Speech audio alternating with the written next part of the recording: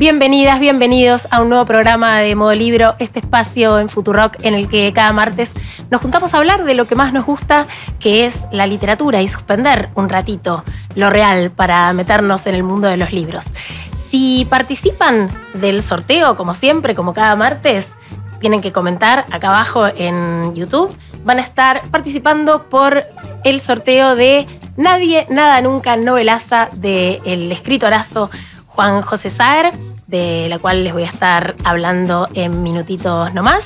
Y así que he inaugurado este espacio para leer en comunidad, en donde esperamos entrevistar a escritoras y escritores sin cassette. Esto es Modo Libro. Modo Libro. Un cuarto propio. Con escritores sin cassette.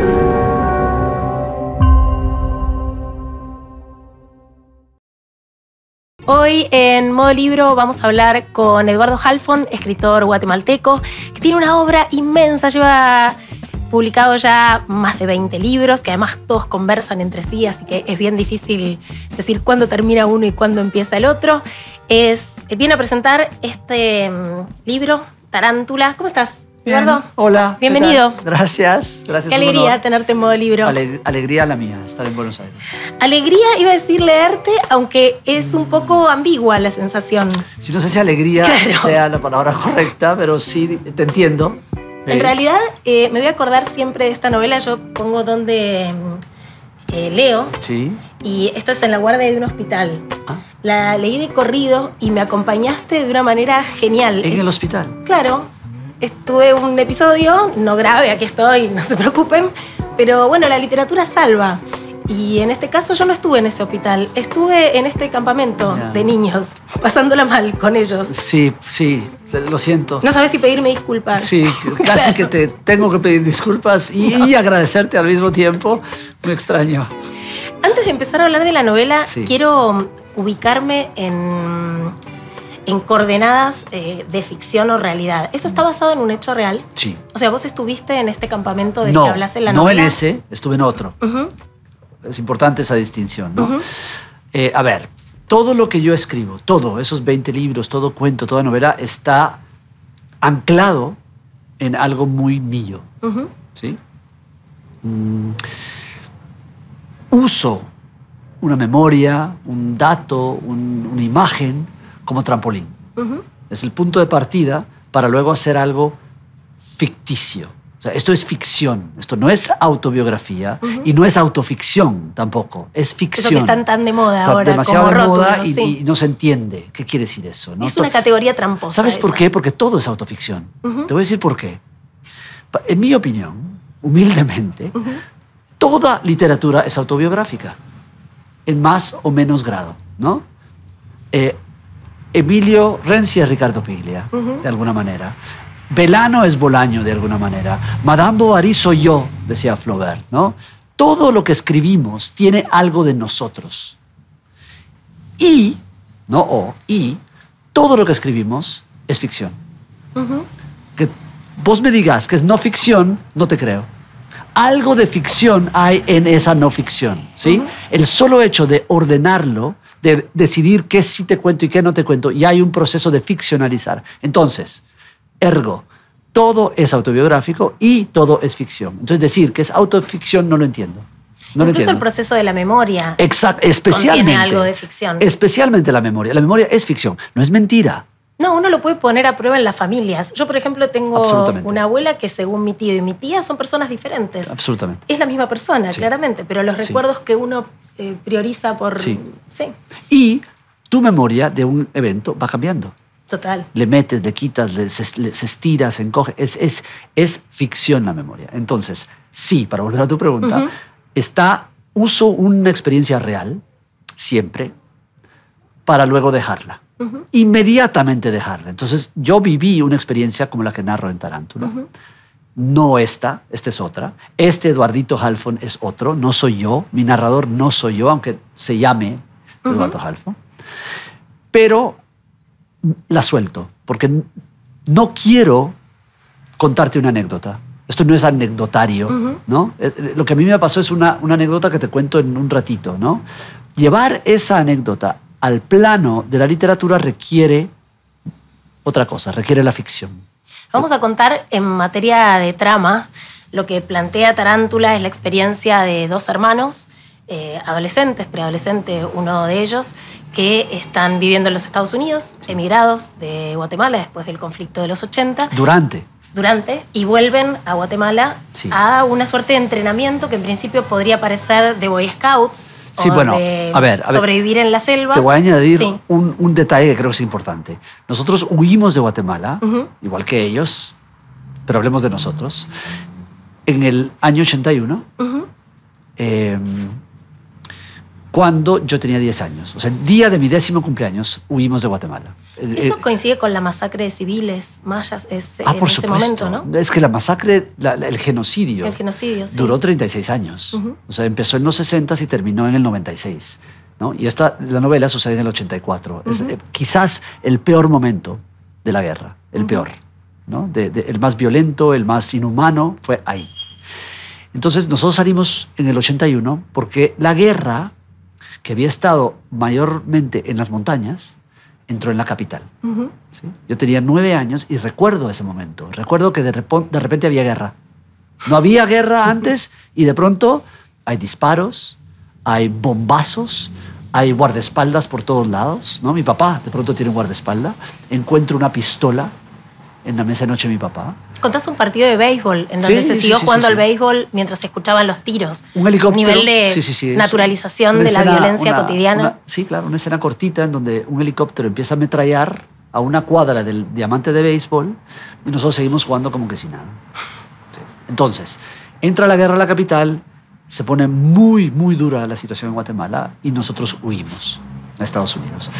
¿A qué parte de Estados Unidos? Al sur de la Florida, cerca de Miami. Yo digo Miami, pero no fue Miami. Fue cerca de Fort Lauderdale, que es un suburbio de la Florida. Ujú. Y era el lugar donde íbamos durante todas las vacaciones. Era nuestro lugar de vacacionar. Así que era un lugar conocido. Fue fácil Ujú. para los tres, para mí, para mi hermano y para mi hermana. Fue muy fácil porque íbamos al lugar de vacaciones. Ya teníamos amigos. Inmediatamente soltamos el español. Ujú. Yo solté el español y me agarré del inglés inmediatamente. Ya no quería hablar español. O sea, mis papás me hablaban en español y yo contestaba en inglés. ¿no? Era una estrategia de sobrevivencia. Si yo quería amigos, tenía que hablar como ellos Claro. y comportarme como ellos. Entonces nos empezamos a alejar del español, de Guatemala, porque ya no queríamos ir a Guatemala, no conocíamos Guatemala, no queríamos saber de Guatemala, y en mi caso, más que mi hermano, empecé a rechazar el judaísmo. ¿Sí? Esos 3 factores creo que son muy importantes. Porque entonces mis padres Porque deciden... se da en paralelo el rechazo de la lengua materna, Sí. el rechazo del espacio que te expulsa Sí. y el rechazo de la religión. De la religión. Ujú. En paralelo a diferentes niveles, ¿no? Porque digamos que el lenguaje fue más fácil, Ujú. el religioso fue más difícil. Pero hay una militancia fuerte, porque es la lengua madre que la que se Sí. usa en tu casa. Sí, pero Entonces, estamos viviendo allá. Y, Sí. y en el colegio en inglés y mis amigos en inglés. O sea, mis padres no podían pelear contra eso. Si me van a llevar al inglés, eso va a pasar, ¿no? Sí, es supervivencia. Es supervivencia. Y es natural para un niño. Entonces deciden, 3 años después, cuando yo tengo 13 años, mandarnos a Guatemala. Ujú. A mi hermano y a mí. Mi hermana muy pequeñita. Porque de vuelta al país, de vuelta al español y especialmente en este caso, de vuelta al judaísmo. Porque nos mandan a un campamento tipo Boy Scout, tú lo has Ujú. dicho, para niños judíos, que se llaman mahané, un majón, se dice en hebreo. Y yo ya había estado en estos lugares antes. Es muy alegre. Existen acá en Buenos Aires, Mucho, existen en mucho, Argentina, porque hay claro. mucho Sí, judío. sí, sí. Son muy alegres porque estás con tus amigos, haces caminatas, aprendes a hacer el fuego, ¿no? Estás en carpas de dormir, es muy alegre. Pero este Cambia de signo muy rápido. claro, empieza muy normal. Los primeros 3 días es muy normal. ¿Vamos a hacer spoilers o no vamos a hacer Sí, spoilers? sí, yo creo que la literatura excede totalmente la trama. ¿Vamos a hacer Podemos spoilers? contar entera la novela y no estaríamos contando nada. No, entera no. Casi entera. Casi entera. La última escena no la vamos a contar. No vamos a contar la ¿Ah? última escena, no, pero hay algo del estilo, Sí. de la construcción que excede la historia. Y del Sí, título. Sí, claro. Tarántula. No hay tarántulas en el libro. El título viene del final del primer capítulo. ¿Qué pasa? Campamento normal, 3 días. Y la mañana del 4.º día despertamos a gritos. Y de la noche a la mañana el campamento cambió. ¿Cómo?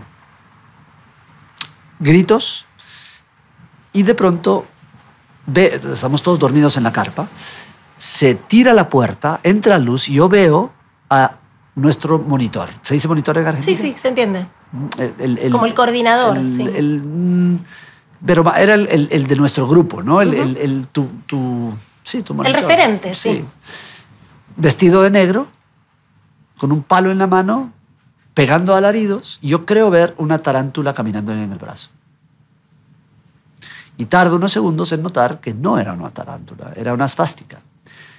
De pronto, en la noche, los directores, los monitores, se disfrazaron de nazis, cambiaron todo el campo, el campamento a un campo de concentración. Sí, un simulacro de un campo de concentración. Era un simulacro nazi, de campo de concentración. Los niños éramos ahora los prisioneros y los monitores eran los nazis. ¿Y eso sí te sucedió? Eso sucedió. Y eso sucedió mucho en los años 80, me entero ahora. No, yo estoy de una pieza. O sea, hace poco leí a Tus parias de Gabriela Wiener, que es una autora peruana que vive hace mucho tiempo en España y que en esa novela cuenta cómo en Perú tuvo una educación comunista y que su aspiración era ir de viaje de egresados a Rusia, a Moscú, y que le enseñaban ruso y ajedrez y tenía como su... Y digo, y eso pasaba en el medio de Perú, como una escisión absoluta, y esto me pasó algo similar, en el sentido de qué hacen estos pibes guatemaltecos en el medio del altiplano. En el medio del altiplano.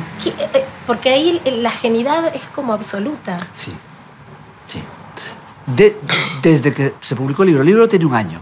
Está llegando ahora a Argentina, pero tiene un año, ¿no? Y en este último año, que ha salido en varios idiomas además, he recibido muchísimos correos electrónicos de gente que pasó por lo mismo en esa época. ¿Y vos habías leído algo al respecto? Nada. ¿Y en clave periodística, por Nada. ejemplo, tampoco? O sea, estaba por fuera de la representación. Absolutamente fuera. Una experiencia que tuvieron un montón de niños. A mí me sorprendió.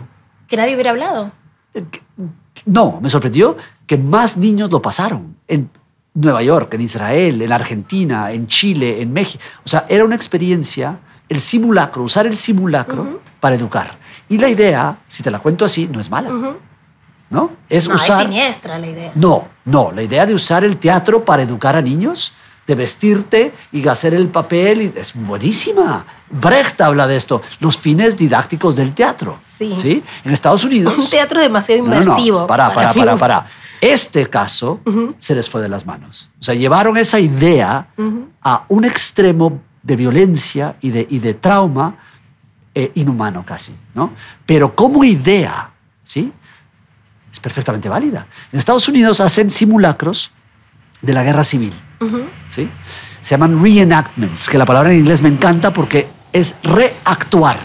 ¿Sí? Entonces, actores se disfrazan de norte y sur de Estados Unidos y recrean una batalla, ¿no? Y llegan niños a ver, y es teatro como enseñanza. Sí, con un fin didáctico. Con un fin didáctico, ¿no?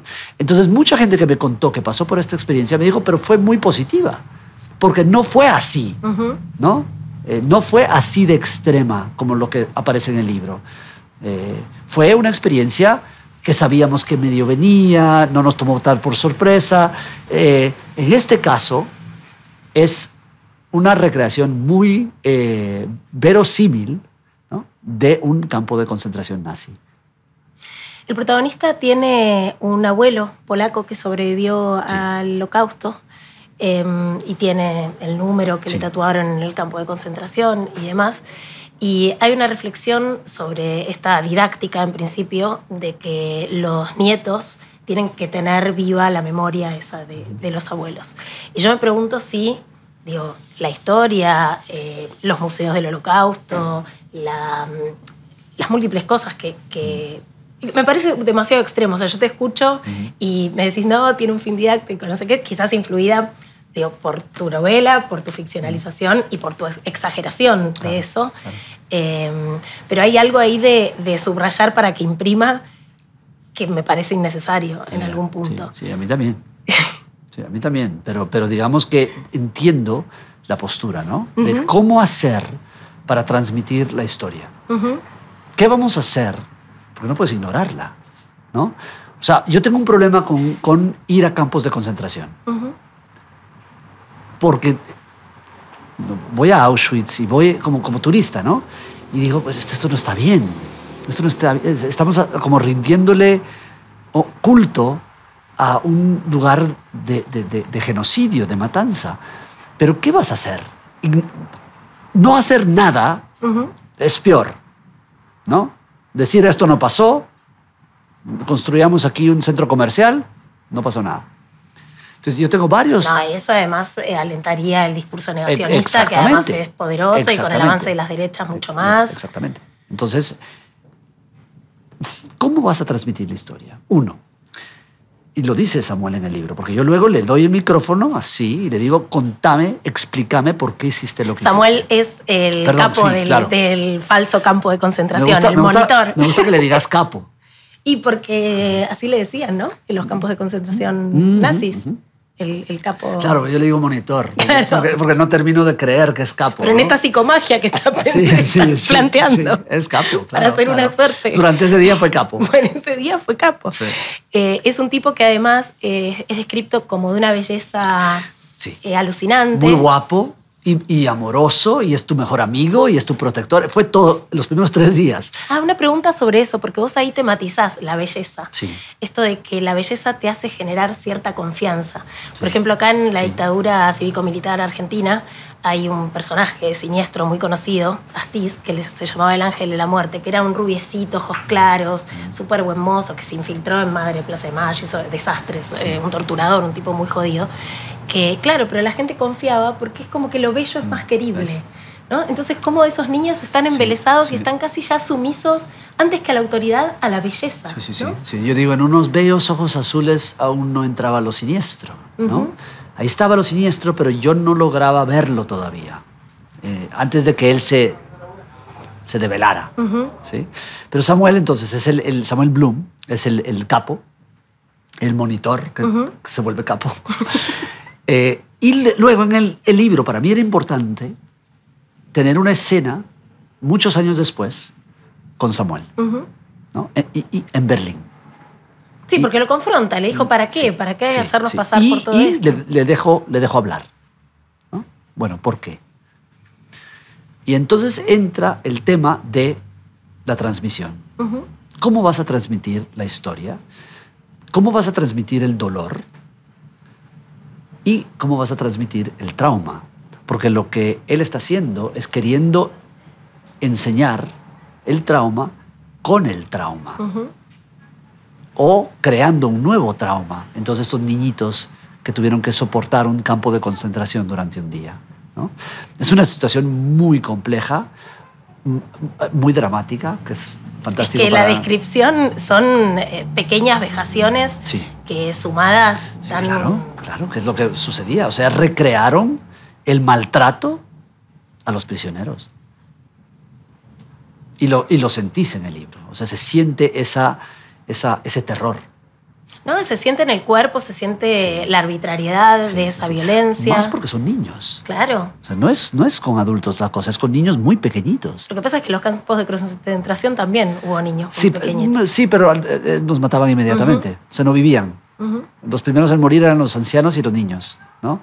El que ellos les estén haciendo esto, lo que describo, a niños, y tú como lectora lo estés leyendo a niños, es mucho peor. Entonces es el primer gran terror del libro. Luego viene otro, ¿no? Y vienen varios, porque hay como niveles de terror en el libro, siento yo. Y después en el medio hay una relación de amor. Está coqueteo, el despertar amoroso el primer amor de un niño adolescente, digamos. Sí, claro.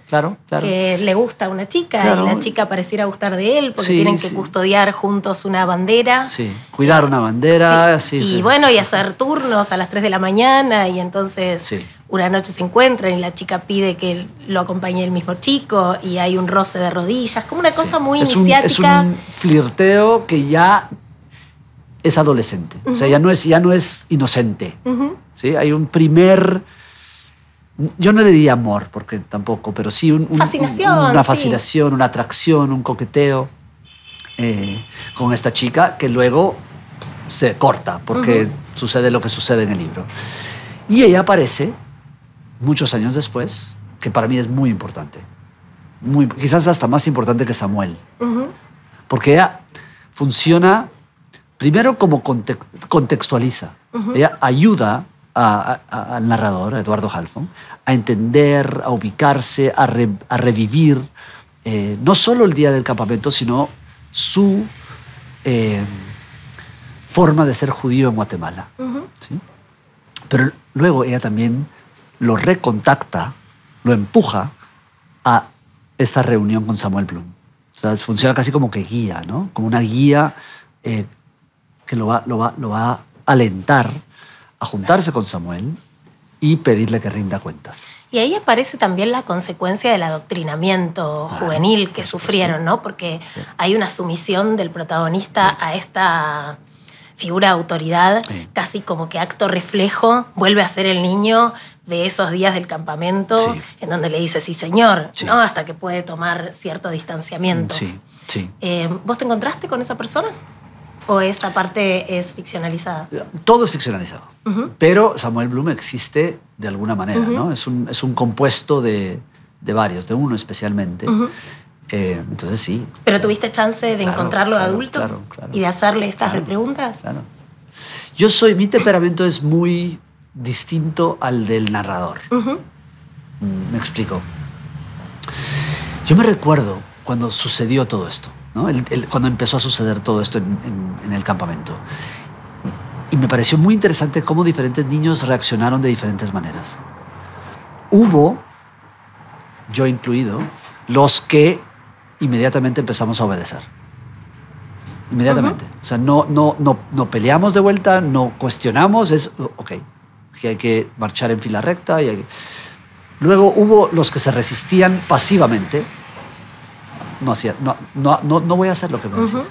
Y luego hubo unos, como Martínez, que empezaron a luchar de vuelta. Y me pareció muy interesante esa diferencia, ¿no? Lo que pasa es que las quejas eran fuertemente penadas y, sí, claro. Y cualquier cosa que no sea la obediencia era muy aleccionador frente al resto, ¿no? Pero da igual. A ese tipo de persona, de personalidad, le da lo mismo. Va a pelear de vuelta. Y yo me imagino que así es. Cuando te enfrentas con una situación crisis, como puede ser la guerra o el sometimiento, ¿cómo vas a reaccionar? No sabes cómo vas a reaccionar hasta que te topas con eso, ¿no? Es como toparse con un asaltante. ¿Cómo vas a reaccionar? ¿Vas a entregar el dinero o vas a resistir o vas a salir corriendo? Y quizás es algo que uno no puede anticipar hasta no estar en esa situación porque desconoces eso de vos mismo. Este niño tiene una reacción muy particular, ¿no? Que se viene anticipando desde el epígrafe del libro. ¿Cuál es el epígrafe del libro? A ver, Chan, a ver, las claves de lectura con Eduardo Halfon. De tu compatriota. Un epígrafe no es azaroso. Es de Alejandro Pizarnik. Claro. Heredé de mis antepasados las ansias de huir. El spoiler lo hizo él. No he dicho nada. Solo digo que en el judío está el germen siempre de la huida. Siempre. Huimos de Guatemala en el 81. Mis abuelos, todos los 4, huyeron de sus países. Mi abuelo de Polonia después de la guerra, mi abuelo materno, mi abuelo paterno de Líbano, de Beirut, mi abuela de Egipto y mi otra abuela de Siria, de Alepo. Huyeron a Guatemala. ¡Qué diáspora! A Guatemala, ¿no? A mí me educaron a huir, ¿no? O sea, el salir, el irme, es muy judío. Es muy judío. Entonces, Pizarnik tiene razón, ¿no? Y el niño, el protagonista, va a reaccionar de esa manera. La caminata que hace en el río, él da la vuelta y se vuelve. Su manera de resistirle a Samuel, de resistir este adoctrinamiento que vos mencionaste, militar, pseudo-militar, que empieza desde el primer día, él se resiste. Y luego, bueno, eso no lo vamos a contar. No lo vamos a contar. Que a mí me parece que es cuando el libro se abre a otra realidad. O sea, deja de ser el campamento, el campo de concentración, y se abre al altiplano y a la guerra en Guatemala. Especialmente con 2 encuentros. Y a la cultura indígena. Y la relación. Y a otros modos de relacionarse y de comunicarse. Y de transmitir afecto. Claro. Sí. Ya estás hablando de la escena final. No, yo no dije nada, también está en el personaje de esta chica, de la que gusta el protagonista, otro eco que es los adolescentes que están colaborando con estos jefes del campamento, sí. Que hay una escena en la que una de ellas se revela que ya no son los niños, sí. Sino que son los que se supone que sí. tienen algún tipo de autoridad. Sí. Que supongo que ahí hay una analogía también con lo que pasó con algunos judíos dentro de los campos de concentración. Sí. Y el protagonista supone que ella se unió a esa... O por lo menos renunció. Uh-huh. Renunció, dijo yo no sigo en esto y se quita el uniforme, lo deja tirado y se va. Y se encarcela a sí misma. Se encarcela a sí misma en esa simbólica, sí. No, pero yo digo no le voy a decir la noviecita, no me acuerdo. Regina, que después de haber pasado por esa misma experiencia, se alista con esta gente. Porque por algo sabemos. Tiene un vínculo con este monitor. Pero no sabemos. No lo sabemos. No lo sabemos. Pero es la sospecha que tiene Él sospecha el Eduardo Halfon. de por qué ella, muchos años después, va a estar en contacto con Samuel. No sabemos. Uh-huh. Pero él sospecha que puede ser que se haya involucrado con algo. ¿Y cómo se inscribe Tarántula en el resto de tu obra? En el que venís tematizando algunas de estas cuestiones. Tendríamos que haber empezado por ahí. Bueno, pero llegó ahora la pregunta. Eso es muy importante. Eso es muy importante. Porque tú lo dijiste al principio, que mis libros todos dialogan entre sí. Pero esta pregunta que haces ahora es muy importante. Porque Tarántula viene a ser el nuevo eslabón, el nuevo capítulo, el nuevo lo que quieras, de un proyecto más grande. ¿Sí? Es un proyecto que empezó en 2008 con El boxeador polaco. Uh-huh. Y en 2008 publicó un librito de 6 cuentos o 6 episodios que se tituló El boxeador polaco. Hilvanado por 2 cosas principalmente. Un solo narrador, Eduardo Halfon, nace ahí. Uh-huh. Su voz nace ahí, ¿no? Y él empieza a contar cuentos, que yo consideraba cuentos, uh-huh. 6 cuentos. Pero en todos empieza a aparecer una tal historia de mi abuelo con un boxeador. Entonces vas como viéndola poquito a poco mientras vas leyendo y al final te la doy. Uh-huh. Llega la historia de cómo se salvó mi abuelo en Auschwitz, gracias a un boxeador. Uh-huh. Bien, yo pensé que ahí había terminado el asunto, que ya iba a escribir otras cosas, pero de pronto uno de los 6 cuentos se vuelve capítulo de mi próximo libro, que se llama La pirueta. O sea, una historia continúa. El boxeador polaco engendró, como un libro madre, un librito. 3 años después, otro de los cuentos originales se vuelve capítulo de Monasterio. O sea, también continúa esa historia. 2 años después sale Señor Hoffman, que es el 4º libro de esta serie, que son viajes, que son personajes que se repiten, historias que sí continúan. Luego Duelo, Canción y ahora Tarántula. ¿Sí? Es una especie de... Es como una obra arborescente, ¿no? Como ramificada, sí. Sí. Yo... Me gusta esa imagen. Otra imagen podría ser como un sistema solar. Uh-huh, alguien me lo dijo alguna vez. Hay un sol que no sé qué es. Y lo que pasa es que ahí habría un núcleo en torno a lo cual gira y no me es tan identificable. No, el judaísmo en algún punto, pero la memoria, la identidad, pero no sé qué es. Uh-huh. Y los libros son planetas, unos más cerca, unos más lejos. No sé. La verdad es que es o puede considerarse un solo libro que yo vengo escribiendo por entregas. A lo Knausgaard. En algún momento vas a sacar... Nunca he leído a Knausgaard, pero él son tochos, ¿no? Son tochos. Sí, no, yo soy lo opuesto. Pero al final, mirá, si en 20 años compilas todo, de repente... Eso es lo que quiero. Sí, y es lo que quieren mis editores. Mis editores ya, en traducción ya los van juntando. ¿Ah, sí? Sí. Porque esa es la evidencia de que es un solo proyecto. Nadie ha hecho el tomo completo porque no sé si ya llega al final. Ahora te voy a contar lo más increíble de todo esto. A ver. Sabes que yo soy ingeniero. Yo no vengo del mundo de la literatura. Yo estudié ingeniería y soy muy ingeniero. Siempre, en todo. Salvo cuando escribo. Yo ya aprendí, después de 20 y pico de años de estar haciendo esto, que no estoy en control, que tengo que soltar el control. No sé de qué estoy escribiendo mientras escribo. ¿Y en qué se te nota lo ingeniero? Todo. puntual. Es que yo te conozco por tus libros, neurótico. Entonces aquí no aparece mucho el ingeniero. No lo ves, pero hay una estructura muy trabajada. Muy trabajada. O sea, el ingeniero viene después a ordenar.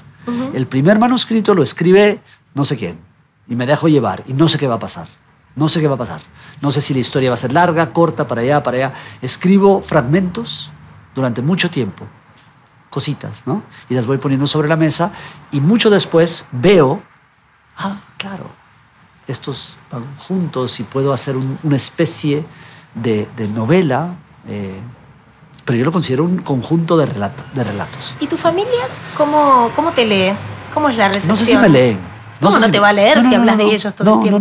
No me leen. Yo creería que me leen poco. No son lectores. No vengo de una familia de lectores. No había libros, no había literatura, no había nada.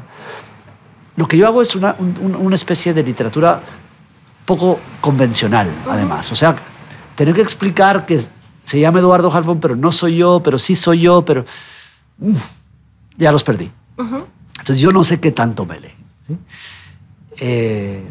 Pero les encanta que me vaya bien. ¿Tu abuelo llegó a leerte? Mi abuelo es una buena pregunta. Mi abuelo, polaco, yo publiqué El boxeador polaco y él todavía vivió 2 años, me parece. Si hago bien mis números, sí. Murió 2009, 10, por ahí. Y al final de su vida estaba muy mal, deliraba, creía que habían soldados nazis en su cuarto. Que aparece les hablaba. Tarántula, sí. Y mi mamá me dijo que ella leía el libro y que él lloró todo el tiempo, ¿no? Lo que no cuento, porque es demasiado cursi, es que cuando él muere, porque en Tarántula está la escena de su entierro, pero no cuento un detalle. Cuando él muere, amanece muerto, ¿sí? Yo voy a su casa y él está en su cama, es una cosa pequeñita, ¿no? Lo vi pequeñito, abajo del edredón. Y en su mesa de noche estaba mi libro. Estaba El boxeador polaco. Qué hermoso. Ese libro me generó mucha, ¿cuál es la palabra? Animosidad en una familia. Hay tíos que todavía no me hablan, o me hablan pero no quieren hablarme, ¿no? Porque hice público algo privado. No han leído el libro, pero solo el hecho de que yo haya contado la historia de mi abuelo no les gustó. Pero aparentemente a mi abuelo sí, ¿no? Mi abuelo, yo no sé si lo leíste aquí, no sé si está aquí, ya no sé qué está en qué libro. Mi abuelo cayó durante 60 años. Él no quería hablar de su tiempo en los campos. Llegó a Guatemala y no contó nada. Entonces, cuando le preguntábamos de niño por el número, él nos decía, es mi número de teléfono. Ah, no, muy bueno. Sí, claro. Y me lo tatué para que no se me olvidara. Sí, por está si no, está ahí. Mucho después, al final de los 90, yo le pregunté a mi mamá en qué campos había estado mi abuelo. Y ella no sabía. Nadie sabía nada. Y eso me pareció inaceptable. Entonces fui con él. Y le dije, oye, ¿le puedo hacer unas preguntas? Me dijo, claro que sí. Siéntese. Y sacó una botella de whisky y hablamos durante 4 o 5 horas. Muy calmado. Y en esas 4 o 5 horas me contó una anécdota. En 2 minutos de un boxeador. Y yo la agarré y me la guardé y sabía que esa era... Es una linda historia, la tienes que leer. Es una linda historia del poder del lenguaje, ¿no? Pero yo sentí mucho después, en retrospectiva, porque la gente me pregunta, ¿por qué te habló tu abuelo? ¿Por qué de repente decide hablar? Y yo tengo una teoría que me gustaría creer que es cierta, no sé. Y es que él sentía que se moría y su historia se moría con él. ¿No? Bueno, después de más de 20 libros, claramente su historia claramente no murió. No, se la contó a la persona indicada. O no, según mis tíos, pero digamos que para él, si lo que quería era dejar su testimonio, heredarme, yo sentí que me heredó, me dio su historia, ¿no? Y además supongo que o es una pregunta, te hizo acercar al judaísmo. Hay una frase que me pareció hermosa, ¿cómo la contás? No, todo este periplo y haberte vuelto el escritor en el que te convertiste. Recuérdame la frase. Esto, dice, intentaba evitar o esquivar el judaísmo de cualquier forma, como una salida silenciosa de una fiesta, sin decir nada y sin despedirme de nadie. Sí. Pero, sí, claro, empecé así. ¿Volviste a esa fiesta? No. ¿No volviste a la fiesta del judaísmo? No. Yo me traté de ir así, tiene una manera de decir eso, ¿no? La persona que se va sin despedirse. ¿Cómo le llamarías? Un patán. Yo me voy sin despedirme. Yo lo hago todo el tiempo. Todas las fiestas. Me parece algo súper descortés cortar la onda de una fiesta para decir me voy. Me voy. No. ¿Y Eduardo? Y no sé, se fue. Se fue. Sí. Seguro se fue porque siempre se Claro. va. Yo siempre me voy así. Pero entonces empecé a irme así y mi familia no entendía. Uh-huh. ¿Y Eduardo? ¿Por qué no vino Eduardo? ¿No? Al templo. Uh-huh. Entonces tuve que hablarles. Tuve que decirles que yo me iba del judaísmo, cosa que no es tan fácil y no te permiten, ¿no? Te agarran. Sí, y culturalmente creo que es hasta imposible. Y un golpe muy duro para ellos, muy duro. Mi mamá lloró 2 años, mi abuelo no entendía. Imagínate decirle eso a un sobreviviente uh-huh. que pasó 6 años peleando por la vida y su nieto, primogénito, le viene a tirar en la cara a su judaísmo. ¿Pero por una cuestión de fe? No. ¿Hacia el judaísmo religioso? No. ¿O sea, al combo yo sé, cultural? mi teoría ni siquiera fue a la imposición. Uh-huh. Fue a la imposición. Fue un tipo de... Yo no pedí esto. Déjenme a mí decidir uh-huh. qué quiero y qué no quiero, ¿no? Fue eso. Que empezó en la adolescencia, empieza ahí. Uh-huh. A los 13 años que tiene Eduardito en el libro, ¿no? Empezó ahí. Deme un espacio, ¿no? Pero no me atreví ahí. Pasaron 10 años antes de atreverme. ¿Y qué pasó? Cuando empiezo a escribir, 5 años después, yo tenía 30 años cuando empecé a escribir, tenía 28 años cuando descubrí la literatura. Uh-huh. Yo no era lector. Caí en la lectura por accidente y un poco después empiezo a escribir y es cuando empiezo a escribir que me empieza a interesar el judaísmo. O sea, empiezo a recorrer el camino de vuelta, pero de un judaísmo mío. ¿Qué quiere decir eso? Un judaísmo literario. ¿Y cómo llegaste a la literatura? Si venís de una casa en donde no había bibliotecas, no... ¿Tenemos tiempo? Sí, tenemos tiempo. Eso es lo bueno de estas entrevistas. Sí, esta historia la cuento en varios libros, pero tiene mucho que ver con el idioma. Uh-huh. Te conté, nos fuimos de Guatemala. Yo volví a los 23 años. O sea, terminé el colegio en Estados Unidos, estudié ingeniería en Estados uh-huh. Unidos. Y cuando vuelvo, había casi perdido el español. Yo ya no podía hablar español, ¿no? Inglés soterró el español. O sea, ahí estaba, pero mal, con mucho acento, con poco vocabulario. Solo podía hablar de usted. Eras un gringo. Era un gringo total, uh-huh. total. ¿No? Me cuesta imaginar. A mí no. Qué difícil a mí no. hacer esa sobreimpresión es muy fuerte. de un gringo sobre Eduardo Halford. Sí. Hoy ese Eduardo no sería muy amigo mío, pero digamos que existió. Entonces estoy muy mal en Guatemala. Ya no conozco uh-huh. el país. Un país que, para empezar, no conocía. Un judío creciendo en un país católico no es su país. Nunca estás adentro del país. No hablaba el idioma. Estaba completamente desubicado. Completamente. Uh-huh. Y me sentía mal, ¿no? Y todo esto empeoró. Y 4 o 5 años después, decido buscar ayuda uh-huh. para resolver esta crisis existencial. Y fui a la universidad. En vez de ir con un psicólogo o un rabino, fui a la universidad y quise tomar cursos de filosofía. Uh-huh. Y me dijeron, sí, pero tiene que también tomar literatura, porque aquí es una sola carrera, es letras y filosofía. Uh-huh. No una facultad como acá, una carrera. Uh-huh. Y me enamoré. Caí profundamente, no sé si enamoré es la palabra correcta,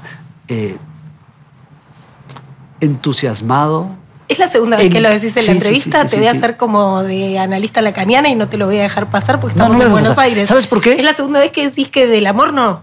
¿Sabes por qué? Porque ayer en el evento dije eso y alguien me lo cuestionó. Me dijo, ¿cómo así enamorar? ¿Cómo así, Damián Huergo? Me dijo, ¿cómo así? Explícate, ¿por qué enamorar? ¿Por qué usas la palabra enamorar? Y me quedé pensando, no es enamorar. Uh-huh. Esa no es la palabra correcta. Suena lindo, pero no es correcto. ¿Sabes qué fue? Fue un anestesiar. Uh-huh. Yo me sentía tan mal que de pronto llegó la literatura, la ficción, y no solo la usé como refugio, huía hacia la literatura, leía todo el día. Es que la literatura salva, no te cuento lo que me pasó con tu libro. Sí, pero eso suena Pero es real. No se entiende eso. Salva. ¿Cómo se salva? Sí, para quienes leen se entiende perfectamente. Sí, salva sí, de cualquier espera, salva de estar en un transporte público, salva del tedio, de la cotidianeidad. Pero si yo te digo me anestesió, es más como real, ¿no? Yo necesitaba no sentir lo mal que estaba sintiendo. Y lo único que me daba eso era la droga de los libros. Y era una droga. Era absolutamente una droga. Yo me puse a leer. Todo lo que no había leído en 28 años lo quería leer ya. Todo. Es que acá somos drogadictos no en recuperación. No queremos recuperarnos. Yo ya no leo así. No es solo por hoy. ¿Vos lees así? Es solo por hoy y por mañana y por después. Sí, yo leo así. No, yo ya no leo Yo tengo así. promesas de lectura en mi casa. Yo tengo más libros de los que voy a poder leer. Sí, Un amigo no, sociólogo eso me hizo la cuenta. eso es normal. Que sí leo. El ritmo que voy leyendo ahora, que es alto, Sí. y vivo el promedio de una mujer de clase media de la ciudad de Buenos Aires, no llego a leer mi biblioteca actual. No, pero es normal. Pero eso es hermoso. Porque uno va comprando libros o te van dando libros y ahí están. Y llegarás o no importa, ¿no? Pero entonces leí 2-3 años sin noción de escribir, ¿no? La escritura llegó como consecuencia.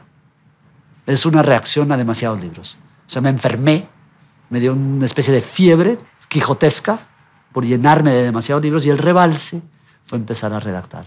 Y empecé a redactar en español sin saber español. Yo pienso en inglés. Todavía, hoy, pienso en inglés, pero escribo en español. ¿Y cómo sos hoy como lector? Buena pregunta. Yo he tenido etapas de lector, ¿no? Esa primera etapa de lector drogadicto, porque eso era una especie de junkie de la literatura, le dio paso, cuando empecé a escribir, a un lector más artesano, que está tratando de descifrar cómo se hace Te esto. volviste lector-escritor. Terrible. Tremendo. Porque eso. perdí la inocencia. Y porque además estás viendo el hilo de la Terrible. trama, viendo Sí, la estructura. no es bueno, pero eso pasa. Que Les pasa a los escritores. Sí, ¿no? ¿Cómo escribo?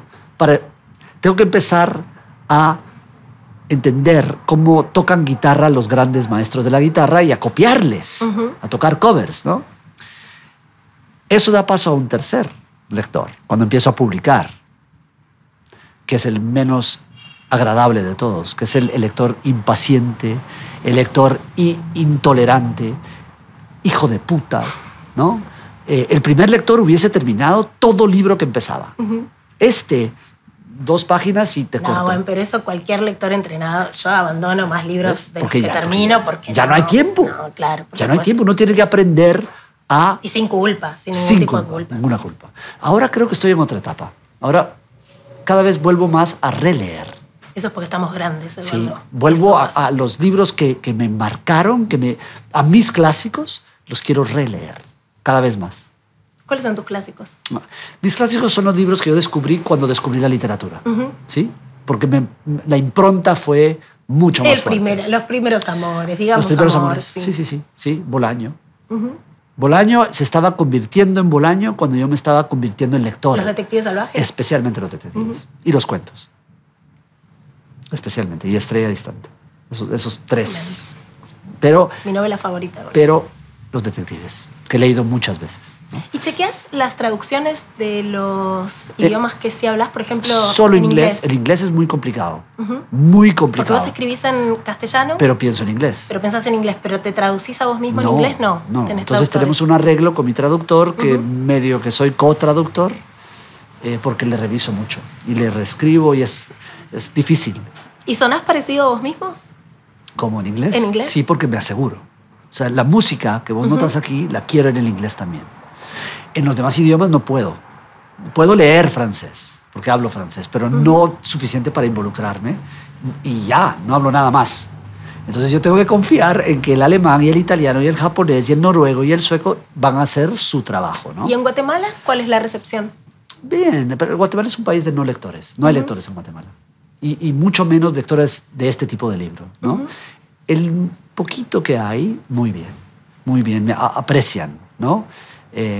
Pero no es Argentina, no es Argentina. Yo aquí vengo y me encuentro en un mundo de hermanos. Bueno, tenés ¿no? muchos fans en Argentina. Claro, tú los llamas fans, yo los llamo lectores y amigos, ¿no? Porque me siento acuerpado. No me siento acuerpado en Qué Guatemala. lindo término, acuerpado. ¿No se usa aquí? No, para nada, pero lo voy a incorporar. Dale, te lo regalo. Sí, me encantó. Bueno, vamos llegando al final. ¿Vos bebés? No. No bebés. Pero voy a hacer la ficción. Vamos a hacer la ficción y si ya estás en la ficción, le pones el mismo nombre tuyo a los personajes de tus libros. Sí, claro. ¿Estás acostumbrado a esta operación? Claro. Yo no voy a hacer una operación ficcional. Yo voy a beber el vermouthito rojo de la fuerza. Y él también fuma. Fuerza. Mi narrador fuma, yo no fumo. Pero la gente cree que yo fumo, ¿no? Y él también bebe en el libro. Yo voy a hacer la ficción de un brindis. Porque vamos a hacer la ficción de la ficción, la metaficción de todo. Sí. No es obligatorio. Es obligatorio. Pero es celebratorio. No, es obligatorio. El ritual es importante. Salud, Eduardo. Salud. Un placer. A ti. Gracias. Falta una pregunta. ¿Se notó que tomé o no tomé? ¿Qué crees? Yo creo que sí, porque hiciste el gesto y yo no soy policía de la bebida. Muy bien. Imagínate. Excelente lectora. Una pregunta más. Yo creo que los libros se comportan en las bibliotecas o en las librerías como los juguetes de Toy Story. Entonces... de lo favorito de mi hijo. Perfecto. Entonces, acá está la obra de Eduardo Halfon. ¿Al lado de qué dos autores o autoras te gustaría estar en una biblioteca? Si pudieras elegir, tenés la literatura universal. ¿Y tiene que ser con H? Porque yo... No, esto no es alfabético. Esto tiene que ser algo. ¿Cómo no? ¿Cómo ordenas tú tu biblioteca? Yo, por tiene que ser Harwitz. No. Halfon, Harwitz. Me vuelve loca. No. Me hace daño el criterio alfabético. En mi casa están por continente, por país y al interior del país por afinidad entre autores. Tipo, si vos te llevas bien con alguien... de tu continente, vas a estar al ladito. Bueno, y si te llevas mal, vas a estar lejos. Pero vos sabes que mis libros tienen un gran problema con esto. Hay una librería en Barcelona que ubica mis libros en la estantería de literatura polaca. Bueno. Y ahí siguen. Yo cada vez que voy a Barcelona digo, estos todavía no se han dado cuenta. Entonces, ¿es ficción o no? ¿O es no ficción? ¿O es autobiografía? En este caso no se nota tanto, pero en otros de mis libros, algunos son más parecidos a libros de cuentos. Igual acá es la arbitrariedad de tu deseo. O sea, ¿quién querés que te secunde? ¿En quién te querés apoyar? ¿Lomo contra lomo? ¿Quién querés que esté...? Bien, estoy en Argentina, tendré que ser muy sincero y escoger argentinos. De un lado Piglia y del otro lado Walsh. ¿Qué te parece? Un gran sacuchito. Walsh para mí, Operación Masacre, fue fundamental, reciente, especialmente con la escritura de Canción. Canción es una novelita sobre el secuestro de mi abuelo, de mi otro abuelo, mi abuelo libanés, durante la guerra por parte de la guerrilla.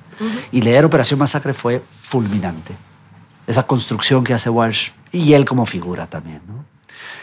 Piglia fue fundamental al inicio. Cuando me preguntaste mis clásicos, Piglia, ¿no? Respiración artificial, pero también sus ensayos y Nombre falso ¿no? Entonces, Halfon, el de verdad, entre Piglia y Walsh, entre la P y la W. ¿Qué te parece? Me encantó. ¿Está bien? Salud. Un placer. Y ahora en modo libro nos ponemos en modo sorteo y quienes comenten en el video de YouTube van a poder participar de un ejemplar de Nadie, Nada, Nunca de Juan José Saer, gracias a la gente amiga del Grupo Planeta. Esta reedición del clásico de Saer, que me pone muy contenta tener en esta edición porque había perdido mi ejemplar, es una novela que es bastante emblemática dentro de la obra de Saer, que empieza con un evento bastante inexplicable, que es que empiezan a aparecer asesinados caballos en el campo. La literatura de Saer tiene un estilo como muy demorado, que hace que pongamos el foco en cosas como muy minúsculas. Por ejemplo, cortar un salamín puede durar 3 páginas y algo que, en principio, si uno está interesado por exclusivamente la trama, podría parecer a priori un embole, es todo lo contrario, porque te hace tener como una mirada microscópica y casi que detener el tiempo y demorarte en eso cotidiano que después, cuando vos haces esa acción cotidiana, por ejemplo, agarrar y cortar un salamín, te volvés a acordar de Juan José Saer una y cada vez. Y les voy a leer un poquitito de la prosa de Nadie, Nada, Nunca, que un poco de esto aparece aquí.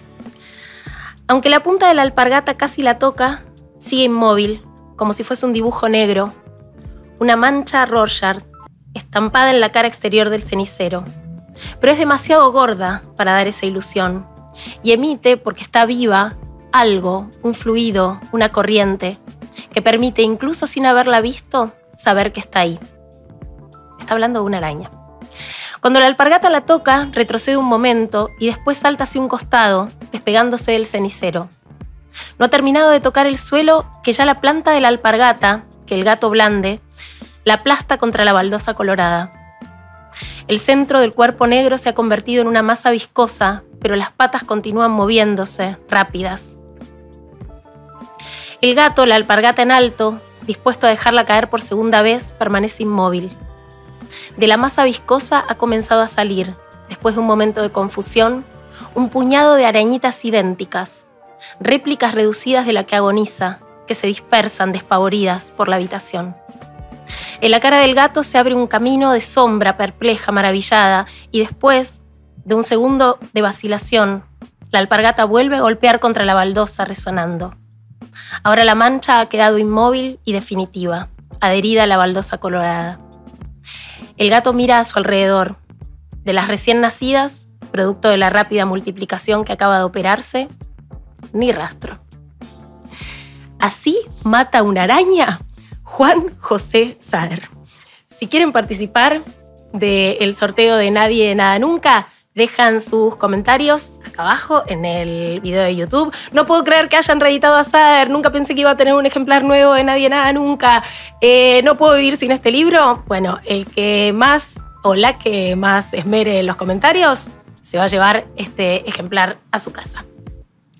Y ahora pasamos a darle la bienvenida y a despedir a las palabras que incorpora la Real Academia Española y aquellas que les dice hasta luego. Porque como los demás idiomas, el español está en constante transformación y la Real Academia de la Lengua da cuenta de esos cambios. Hoy vamos a despedir a abadengo, una palabra que hacía referencia a los bienes pertenecientes a la jurisdicción del abad o el obispo, una suerte de sinónimo de abadía, o dábale arroz la zorra al abad, como ese palíndromo tan popular. Y le vamos a dar la bienvenida a Dana, que es un fenómeno meteorológico, es una depresión en niveles altos de la atmósfera que, aislada de la circulación general atmosférica, mis productoras me detestan, se mueve de forma independiente y puede producir grandes perturbaciones con precipitaciones muy intensas. Todo eso es Dana.